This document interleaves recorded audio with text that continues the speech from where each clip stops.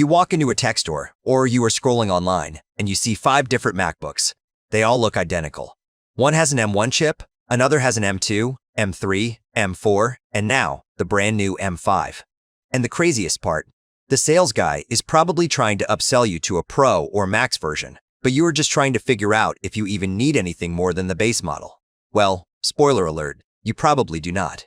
Today, we are ignoring the Pro, Max, and Ultra chips completely. We are strictly talking about the base-level M-series chips from Apple. We are going to cover how they entirely change the computer game, exactly how they differ from each other, the hard limits on RAM and monitors, and most importantly, how they will handle the 10 most common tasks you actually do every day. To understand why these chips changed everything, you have to understand the dark ages of traditional Intel laptops. Back then, a computer was basically a poorly planned, sprawling city. The central processor lived in one building. The graphics processor lived across town. The memory was in a massive warehouse miles away. If the main processor needed the graphics card to do some heavy lifting, it had to put the data into big, slow delivery trucks and drive them down a small, congested highway across the motherboard.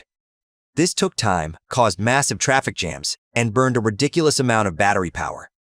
It is exactly why your old laptop sounded like a jet engine taking off just from opening a few web browser tabs. Then, Apple introduced ARM-based M-series chips, and they changed the game entirely. They bulldozed the sprawling city and compressed all those different buildings into a single, microscopic township on one piece of silicon. This is called a system on a chip. But the real magic was replacing those slow delivery trucks with a massive superhighway filled with sports cars. This brings us to a massive point of confusion: the difference between RAM capacity and memory bandwidth. It is so easy to mix these two up, but they dictate everything. Imagine unified memory as a giant workbench right in the middle of our new, compressed township. Your RAM capacity, like 8 GB or 16 GB, is the physical size of the workbench. It determines exactly how many blueprints, browser tabs, and 4K video files can be laid out and kept open at the exact same time before you run out of physical space. Your memory bandwidth, on the other hand, is the speed of those sports cars on the superhighway. It dictates how incredibly fast the workers can pull those materials off the table and process them.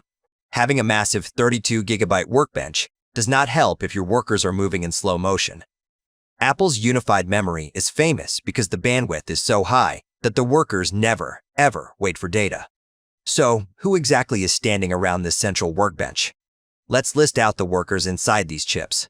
First, you have the CPU performance cores. Think of them as your chief structural engineers. They do the complex, step-by-step logic and heavy math. Next, the CPU efficiency cores. This is the night shift crew. They handle all the background tasks, like syncing your emails or playing music, while sipping virtually no battery power. Then you have the GPU cores. This is a massive crew of painters. They do not do complex sequential math. They take one massive visual task and split it among thousands of workers to paint pixels on your screen simultaneously. Next is the neural engine. This is your specialized predictive analyst, built purely to run artificial intelligence tasks in the background without bothering anyone else on the site. And finally, the media engine. This is an automated prefabrication robot sitting in the corner whose absolute only job is to efficiently compress and decompress video files. Now, how do these base chips actually differ from the M1 all the way up to the M5? They might all seem to have similar core counts on the box, but Apple completely redesigns the microscopic architecture and raises the limits every single generation. The M1, released in 2020, was the revolution. It proved this whole unified township concept actually worked. It started with a base RAM of 8 GB and maxed out at 16 GB. Its memory bandwidth, or our superhighway speed, was a solid 68 GB per second. But it had a massive curse: the external monitor limit. The base M1 could strictly only support one external monitor. The M2 refined things. Apple sped up the workers and widened the superhighway to 100 GB per second. They also raised the maximum RAM limit, allowing you to configure it up to 24 GB. But tragically, you were still hard-locked to just one external monitor. Then came the M3, which was a massive architectural rewrite. Apple introduced dynamic caching. Before the M3, software was greedy. If a program needed memory, it would rope off a massive chunk of the workbench just in case it needed it later, locking out the other workers.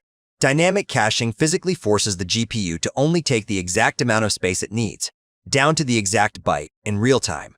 The M3 also added hardware-accelerated ray tracing to the GPU, hiring specialized laser lighting workers to handle realistic 3D light physics automatically.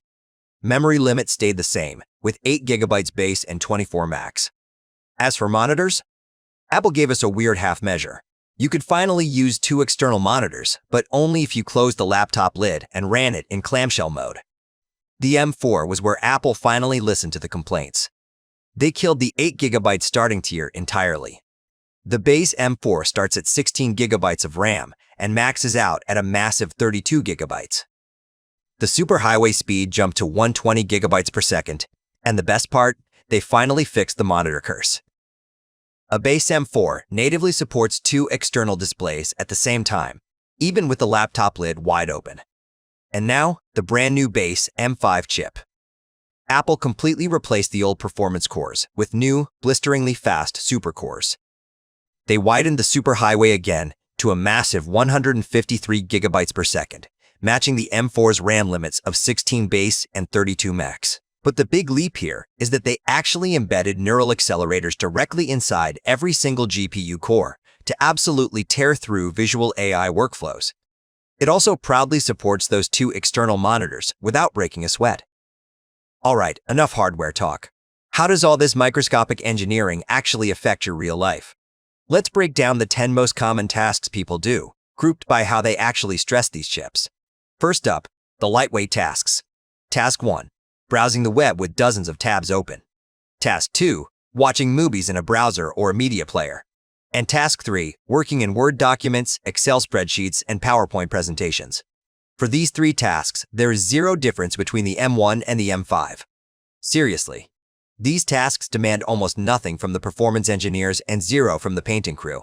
If you only do these 3 things, a base M1 will handle them flawlessly. Upgrading to an M5 just to type a document is like buying a fleet of sports cars just to drive down the driveway and check your mail. Next, the smooth sailing tasks. Task 4, light video editing like chopping up 5-minute clips. Task 5, playing casual games. And Task 6, working in vector graphics or Adobe Photoshop. All base M series chips handle these excellently. The M1 and M2 slice through them with ease because the dedicated media engine handles the video decoding smoothly. However, on the M4 and M5, these tasks will feel noticeably tighter. When you click a complex filter in Photoshop or zoom into a massive vector file, the faster single-core speeds of the newer chips will get it done a fraction of a second quicker, making the whole computer feel more responsive. Now we enter the heavy lifting territory. Task 7, editing heavy 4K footage over 30 minutes long. Task 8, working in Adobe After Effects. And Task 9, app development and compiling code. Here, the generational leap is massive. When you drop 100 separate video clips onto a timeline, an M1 will eventually start dropping frames because its workbench just isn't wide enough for all that data. The M4 and M5, with their 16 GB of starting RAM and massive superhighway bandwidth, feed that heavy video data to the workers perfectly smoothly. For After Effects, the M3, M4, and M5 are absolute game changers because dynamic caching stops the software from hoarding your memory and crashing your system during motion graphics previews. And for app developers, compiling code scales directly with processor speed. The M5 supercores will compile a heavy app significantly faster than the M1, easily saving you hours of waiting time over the course of a single month. Finally, the extreme edge workload. Task 10, working in 3D rendering software like Blender or Cinema 4D. For this, the M1 and M2 are going to seriously struggle. Their regular GPU workers have to manually calculate complex lighting math using software workarounds. It will get done, but it takes a very long time. But remember, the M3, M4, and M5 have that hardware-accelerated ray tracing built right into the chip. For 3D rendering, the newer chips will slash your render times down to a fraction of what the M1 takes. It is a night and day difference for 3D artists. So, how should all this impact your buying decision, especially with Apple pushing out newer versions almost every single year? It all comes down to being brutally honest about what kind of worker you are. If you are a student, a writer, a business owner managing spreadsheets, or someone who just wants a beautiful, reliable laptop for Netflix and web browsing, you absolutely do not need an M4 or M5.